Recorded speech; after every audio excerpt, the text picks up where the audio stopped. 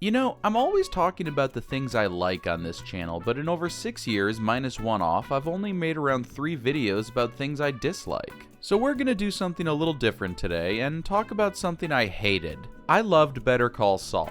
And I really wasn't that psyched when I first heard they were doing a prequel to Breaking Bad. Aside from feeling extremely unnecessary after they'd already stuck such a perfect landing, I honestly just did not think the Saul Goodman character was someone who could hold up his own series. I saw him as an intrinsic part of the ensemble, but not someone with the gravitas of a leading man. I guess I was worried it would be like when they tried to do a Schrute Farms spin-off of The Office, but oh my god was I wrong. When you have a genuine masterpiece of storytelling like Breaking Bad, where all the pieces just come together so perfectly, a spin-off will very rarely capture whatever magic it was that made the original work so special, but Better Call Saul did. The show was not only better and more memorable than it frankly had any right to be, it was everything that any good prequel should strive to be.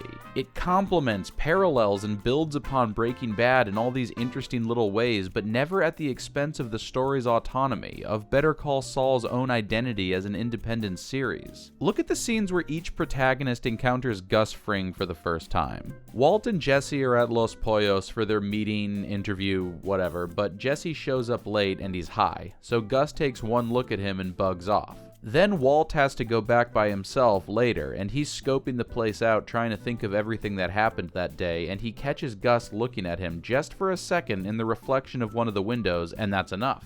Jimmy gets sent in by Mike because he's trying to find the people who bugged his car and figures Jimmy could just pass as any customer. But then he's so conspicuous, the way he stares at the guy he's supposed to be following, it immediately tips Gus off. And he's checking him out way more openly than he did Walt, literally showing his ass to the audience, but Jimmy doesn't notice because he is just locked in on that bag. And then he starts going through the garbage in the middle of everyone's lunch and thinks he did some slick shit with his watch when Gus finally comes right up and taps him on the shoulder. A lot of viewers have noted the parallels between Walt and Ziegler. You know, Werner, Ziegler, Werner, Heisenberg. Aside from all the quirky little ways their personalities mirror each other, both have this moment where Mike takes them to a deserted location with the intention of killing them. He lets each of them make a phone call first, but underestimates how ruthless and manipulative Walt could be, and it winds up backfiring on him the second time. Mike, you don't have to do this. Yeah, unfortunately I do, Walter. Downstairs. I'll cook. I'll cook for free, and there won't be any more trouble, I promise you. No. Okay, if I could just talk to Gus. No. I know I can make him understand, please. If I No. can talk to Gus, Walter. I can convince him, okay? Let me speak to Mr. Fring. I will explain everything. I will make him understand. You're not going to talk to Fring. Ah, please, I know. If Werner, nothing you can say or do will make anyone trust you again.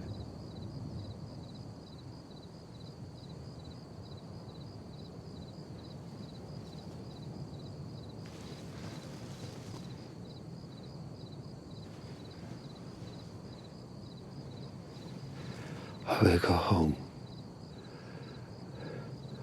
I will never breathe a word of this ever. The money, I'll give all of it back. Did you do it? What? Did you do it? No, I didn't do it. I can't now. It's gonna have to be you. What? No way, man. Listen to me. You're closer than we are. You'll have about a 20-minute lead. They've got me at the laundry and they're going to kill me. Jesse, do it now! Do it! Do it fast! Und ich will dich auch überhaupt nicht sehen, Margarete. Ich will dich nicht sehen, ja? Also, fahr zurück, nach Hause, sofort, jetzt!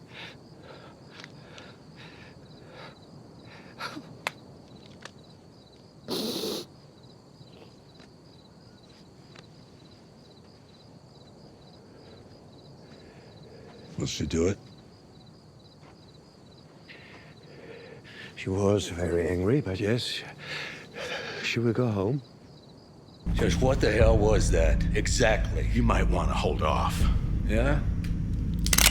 Why? Because your boss is gonna need me. 6353 Juan Tabo, apartment 6.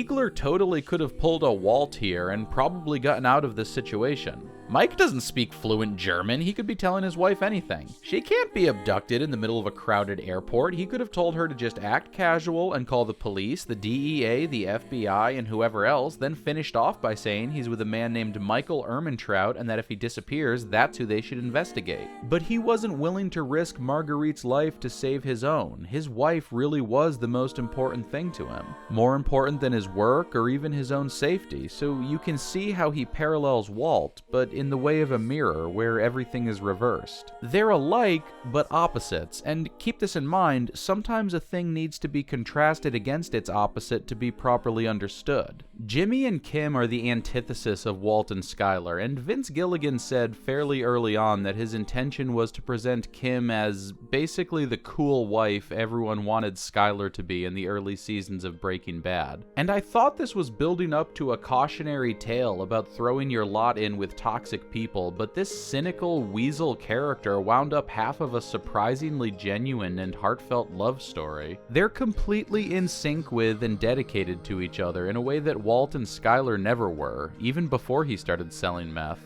Take a look at the way each show uses cigarettes. Skyler smoked to deal with the stress that Walt was causing her with his lies and criminality, and it was something they both very strategically weaponized against each other at different points in the story. With Kim and Jimmy, it's a bonding thing, a private ritual where they take a moment away from the stress of their respective routines to share a cigarette together. Though if anyone was the Skyler of Better Call Saul, it was Chuck, and on this point I will not elaborate. The show never, for a single episode, feels like it's in the shadow of Breaking Bad, and if anything raises the already impossibly high bar set by its predecessor. They even complement each other differently depending on the order you watch them in, and yes, it can be done either way. My preferred viewing order goes like this. You watch the first 59 episodes of Better Call Saul, then stop and do all of Breaking Bad. Then go back and watch the final 4 episodes of Better Call Saul: Nippy, Breaking Bad, Waterworks, and Saul Gone. This is more or less the chronological viewing order, and what I like about doing it this way is that we see people making horrible mistakes and doing terrible things and kind of settle into their new roles, and then Walter White comes along like this force of chaos to punish everyone. And I'm certain that was planned, because if you watch it in that order, this is the final thing you see before Breaking Bad starts. Let justice be done, though the heavens fall. Next thing you know, those brown slacks are flying through the air, the RV's bumping around, and there's Walt squaring up in the middle of the road like an Israeli who just saw a truck full of baby formula. I've always been a sucker for a good musical outro, so the finale of Breaking Bad definitely hit me more at first. But Saul Gone was so layered and elegant and subtle and so much more unexpected. I could talk for hours about all the things there are to love in Better Call Saul and the way it ended. But, as previously stated, we're not here to talk about the things I liked. Not today. And being as good as it is only makes the negative elements of Better Call Saul stand out all the more. Like the conspicuous flaw in an otherwise perfectly cut gem, or that scene from It where the boys all run a train on Beverly. So, without further ado, here, in all of its heinousness, is the worst scene in Better Call Saul. What the hell is this? It's like James Whale's Traveling Roadshow in here. Whatever the hell that is. This is ship definitely travels. I'm sorry, you said the what? Travels? Crystal ship. No college thing. All right, never mind. Just no details. Paying him to do a job. Let's just leave it at that. No details. Fellas, that money you put in my pocket, that doesn't just extend to this job. That'll get you attorney-client privilege on all matters. No details. And look at this setup. I mean, what, you two drive around like Mr. Softy, scooping out drugs for all the good boys and girls? No, we don't deal from here. I said no details. You stand in front of a meth lab. He was on a need-to-know basis. I didn't want to show my face. Did he need to know that? So, you're not just distribution. You're the whole freaking package. You two actually make the blue stuff. Here? That's amazing. Can you not touch I mean, look at this. I had a fish that could have used this as a vacation, but you're using it to get the goods, huh? Yeah, it's a round bottom flask. Right? Round bottom. I've got bad news. I think you might have messed up my rotator cuff. Lucky I'm not charging you for my chiropractor. She's expensive, but she adjusts everything.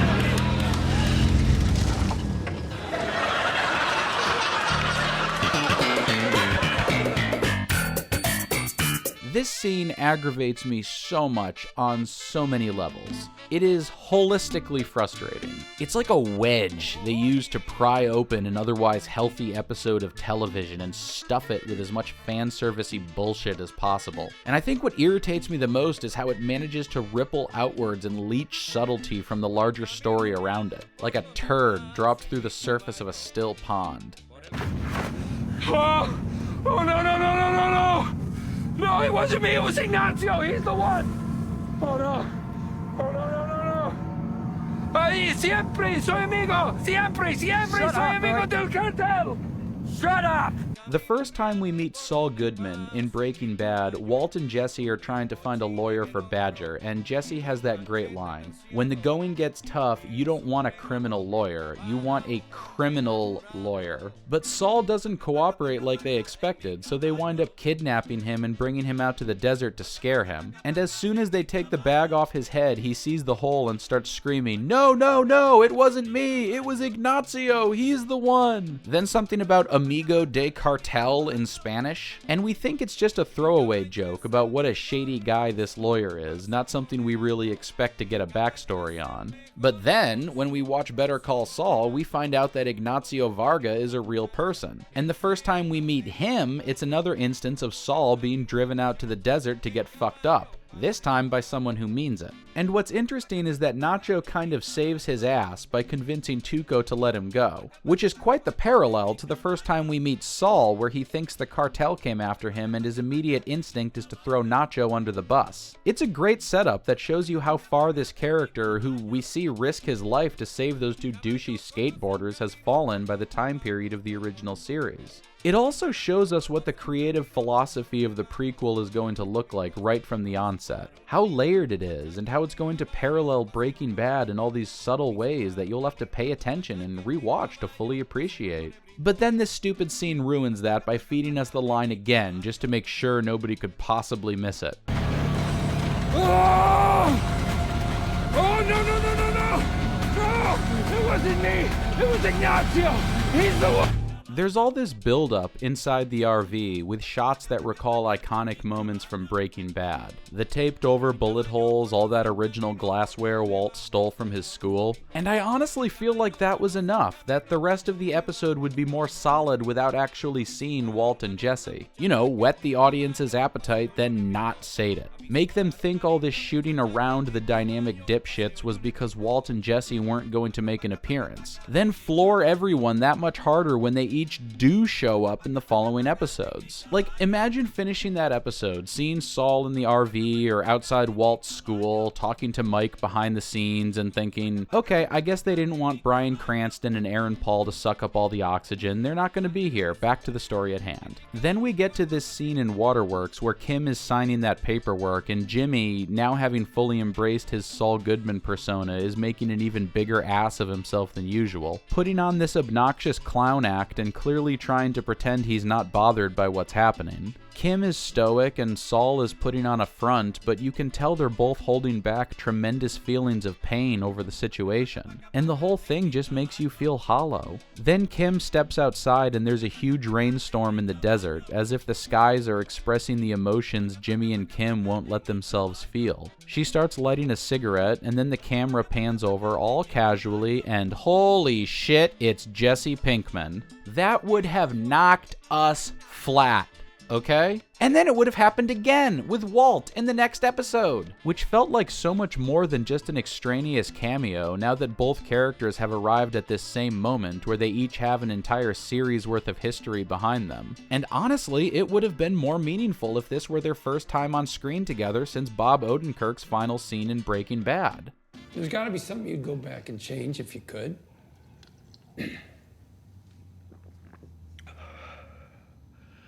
You are not talking about a time machine, which is both a real and theoretical impossibility.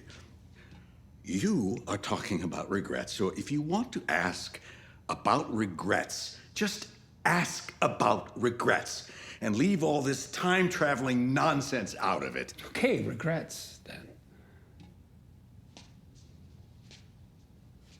Regrets? Yeah. My regrets. All right, well.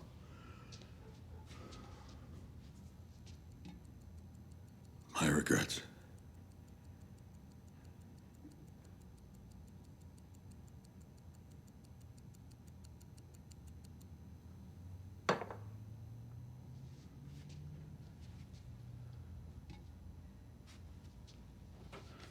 Well.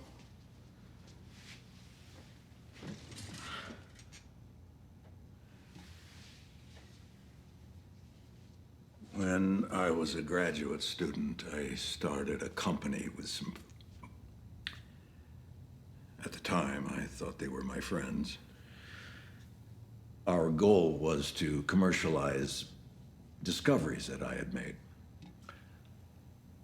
And at a certain point, I stepped away. I thought I was doing the gentlemanly thing. But little did I understand that they were artfully maneuvering me into leaving my own creation. Walt has not learned anything by this point in the story, and arguably never does fully understand the degree to which his pathological insecurity caused not only his own downfall, but the destruction of his family and everything else that was important to him. And granted, his growth hadn't quite finished when he was in the vacuum guy's safe house, but the only thing of value he really has left to do at this point is kill Nazis. But Saul/Jimmy does learn something before the end and takes real accountability, which was honestly not what I expected when I started the show and with the direction the story seemed to be taking as each season rolled out. And looking back, it really shouldn't have surprised me that the show would end on this note of redemption, given all the ways it inverts Breaking Bad, but for whatever reason, I guess I expected the finale to be some kind of rehash. A guy with cancer can't be an asshole? This would be a clever line if we hadn't seen Walt coughing in a flashback in that same episode. I feel like there was some kind of expectation that fans wanted to see Walt and Jesse on screen together again, and honestly, I just don't know if that demand was really there. I mean, it probably would have been if this were actually the first time Bryan Cranston and Aaron Paul have been seen together since Breaking Bad ended, but they've been reuniting every other year since the show wrapped up in El Camino, and It's Always Sunny in Philadelphia, and their Dos Hombres promotions, and a series of Emmy skits and Super Bowl commercials. Whatever unique star power they have as a duo has long been blown out through oversaturation, and at this point it has an almost codependent vibe that I'm low-key sick of. Reuniting so often honestly has this way of diluting the overall potency of their pairing. You know, there can always be too much of a good thing, which is an element of that scene with Gus in the wine bar I haven't really seen discussed. A lot of the analysis has been on this element of Gustavo's lingering trauma over seeing his partner killed and the effect it continues to have on him, the glimpse we get of his flirtatious side, and the decision he ultimately makes never to allow himself to be vulnerable to the kind of pain he felt when he lost Max ever again. But I think this scene is also giving a subtle answer to the question a lot of fans had when Better Call Saul was wrapping up, about whether Vince Gilligan and company would be making another prequel.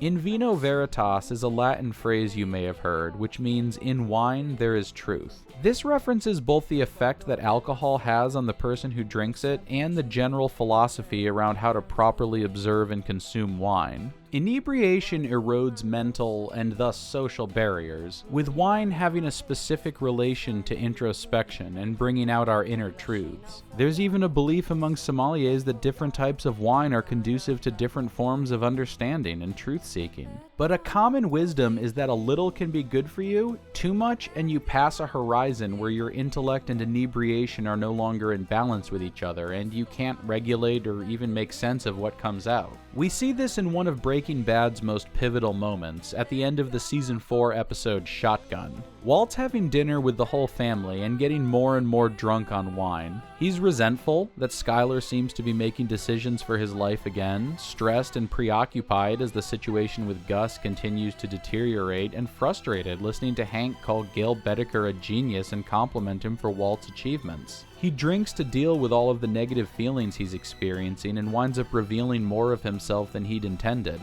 Not to tell you your business, but I'm not sure I agree. What do you mean? Well, I mean, you showed me that notebook, and from what I saw, and this is just my humble opinion, from what I saw on those papers, genius? Not so much. I mean, there was no reasoning, no deductions in those pages. So to my eye, all this brilliance looks like nothing more than just simple rote copying. Probably of someone else's work. Believe me, I have been around enough students to know. This genius of yours, maybe he's still out there. The scene also reveals something about Walter White to the audience, how his need to be seen and recognized in his genius is ultimately more important, or at least more powerful, than his need for secrecy, which has always been the contrast between Walt and Gus. The pseudonym Walt chooses, Heisenberg, was taken from a German physicist who formulated something called the uncertainty principle, a concept in quantum physics which basically states that a particle's precise speed and position can't be determined at the same moment in time. It has something to do with subatomic particles functioning with the properties of a wave. I won't even pretend to understand the science behind it. I'm more of a humanities guy. But a common talking point among the humanities when Breaking Bad was still coming out was that the name Heisenberg deliberately references the uncertainty principle, a nod to how chaotic and unpredictable Walt becomes after his cancer diagnosis. That was why Gus didn't want to work with him in the first place, because his entire ethos is wrapped up in the rigid sense of discipline and self-control he applies to every aspect of his life. Gustavo Fring isn't someone I can even picture drunk, and you see the contrast with Walt demolishing an entire glass of wine by himself before he even brings the opened bottle back to the table. This scene is meant to be Gus unhooking his proverbial belt and putting his feet up, an indulgence he treats himself to now that his enemies have been dealt with and he can take a moment to relax. But even here and now, he only allows himself 3 sips of wine and some light flirting before he has to tighten things back up and be Gustavo Fring again. The first sip is remarkable. You can tell because he remarks upon it. We don't get a reaction when he takes the second sip because he's completely absorbed in his crush, in listening to the waiter's story, taking him in the way you're supposed to take in everything about a fine wine. Every step of the vinification process, from the type of grape chosen to the method of fermentation to the barrel it's aged in, can affect the taste and quality of the wine you end up with. This is why you're encouraged to have the most complete possible understanding of what you're drinking. Do you get that meaty, it's almost bloody flavor? The soil is all iron oxide and manganese. You can taste it in the glass, right? The waiter leaves for a moment to go and grab another bottle, so Gus is alone when he takes the third and final sip. And drinking alone versus drinking with other people make for 2 very different experiences. The bloody taste makes him think of the last time he saw Max, bleeding out over that pool in Mexico, and with that, the moment had passed. He pays his bill, leaves a tip, walks out of the bar, and that's the last we see of Gustavo Fring. The third sip going down sour, and this being Gus's final scene, says something about moderation, and about knowing when less is more. We get a lot of references to Gustavo Fring's backstory in Chile throughout both shows he's been a part of, events we never really find out the details of. So if the showrunners were to keep going and do another prequel, he would be the next logical choice to follow. But as sure as I am that Vince Gilligan could make another amazing series about young Gus in Chile, or young Mike in Philly, or Huel in Area 51. I got a friend that runs a B&B in Roswell. I really don't think we need it. Breaking Bad was the sort of perfectly executed masterpiece of television that you get maybe once in a decade. And then they did it again with this amazing hat trick of a prequel that elevates and expands upon the original. The story is finished, and more than finished, because if I'm being honest, El Camino did feel a little perfunctory. I mean, it was a cool movie. I liked it, and Lord knows we needed to see Bryan Cranston and Aaron Paul on screen together one more time. But Jesse's story is complete when we see him drive through that gate at the end of Breaking Bad. We don't know exactly how his life will play out after this point, and we don't need to. We know that he's free. There's something very rare and extraordinary, almost unprecedented, about what Better Call Saul managed to be. The fact that it wasn't a disappointment after the cultural juggernaut Breaking Bad had been surprised me in and of itself. I never would have expected a prequel to touch those same heights and even reach for new ones, but that's exactly what Better Call Saul did. It's the kind of series you can watch over and over and always come away with some new detail or piece of symbolism you hadn't noticed before. I love how Mike starts poking around Madrigal after Fring sets him up with a clean retirement package because he's like this bored old guy who can't stand to sit idle once he no longer has to go to work. Or like, Howard has this power move where he asks everyone to leave the room before cutting somebody dead. He does it when Jimmy first passes the bar, and again when he brings them the Sandpiper case, and then he does it to Chuck at the end of season 3 when he forces him out of the firm. But then we see it reversed in his final scene where Kim keeps telling him to leave the room for his own safety, but he doesn't listen to her until it's too late. Howard? Howard, you need to leave. Who are you? Me? Nobody. I just need to talk to my lawyers. Oh, is that right? You want some advice? Find better lawyers. Howard, please just turn around. No. Take your time. And man, speaking of final scenes, Nacho's last scene, his entire last episode just blew me the whole hell away, no pun intended. What an awesome character Ignacio Varga turned out to be. In the same way that Kim was meant to be a deliberate play on Skylar White, what if she had been the ride or die spouse the fans all demanded? I think Nacho was supposed to be like, what if Jesse were a competent gangster? Nacho actually has a cool car, actually intimidates his underlings, makes a plan to poison his boss, and actually pulls it off. They both look up to Mike as a sort of mentor figure. They're both bald by choice. They both come up with a scheme to buy their family's property through a proxy, but for opposite reasons. Nacho was doing it as an act of love to protect his father, who I hate, from the cartel and let him feel like his legacy would remain intact. Jesse bought his aunt's house through Saul mostly to say fuck you to his parents. Even Nacho's final scene, I think, has a parallel to this moment in Ozymandias where Jesse thinks he's about to die and he looks up at these two eagles in flight. And given everything we know happens after, you can't help but think this was the right time for him to go. That ideal moment Walt was talking about in the Fly episode. That whole episode, Rockin' to Hard Place, was just a really impressive display of filmmaking that treats, as corny as this may sound, the phenomenon of being a man with a tremendous degree of pathos and empathy. Breaking Bad was a pretty overt critique and satirization of toxic masculinity. And in certain ways, Better Call Saul can be framed as a similar critique of a type of energy you could call feminine, the yin to Breaking Bad's yang. You know, the main character lives in a nail salon. He's not violent, but he uses gossip and rumors to hurt people or manipulates them into making fools of themselves. He compares himself to a lioness on Kim's voicemail. I said lioness because it's the females who do all the hunting. I just wanted to be species accurate. Did Papa study? Of mankind is man. Of mankind is man. Because that means women, too. Yeah. Yes, I know. But Nacho's final episode is all about the masculine experience, and from a much more empathetic vantage than Breaking Bad ever took. We see him drenched in motor oil, unable to properly express emotions to his loved ones. He's beaten by an older paternal figure after they drink whiskey together. He has a microwave dinner for his last meal. Even the reason he surrenders himself, to protect his father, recalls what Gus tells Walt in Breaking Bad, that a man takes care of his family. A lot of people interpret Nacho's final scene as being about going out on his own terms, rather than letting Gus or the cartel dictate how he died. And And that was certainly a part of the scene, but I don't think it was his primary motivation. He could have shot Bulsa or Hector or even Gus, but with all the violence and hardness in his life, I don't think Nacho wanted his last act on Earth to be killing another person, even someone who probably deserved to die. Just saying you went a long way to not pull that trigger.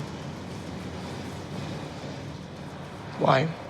I don't know if Nacho had ever killed anyone by this point in the series, but regardless, he didn't understand why Mike would rather take a beating than have another death on his conscience. But now he does. And I think that's what the opening shot of that blue flower growing next to the shard of glass he dropped is supposed to represent. These little moments of mercy or kindness that, in the life of someone like Ignacio Varga, might as well be the odd flower that manages to bloom in the desert. A common refrain among fans when Breaking Bad first ended was that it was all about the chemistry, referencing not just Walter White's profession, but the way all these disparate elements came together to form something entirely new, which was not only a theme of the show, but pretty much the intrinsic element of filmmaking as an art form. It's so rare under capitalism and the studio system and all that entrails for everything to come together as well as it did in Breaking Bad. The writing, the acting, the camera work that brought so much life and creativity to even the most mundane actions. And then to do it again with this story that parallels and recontextualizes the original in all these subtle, brilliant little ways. It really is an almost unprecedented achievement in the landscape of modern television. It's just too bad they ruined the whole thing with this one stupid scene.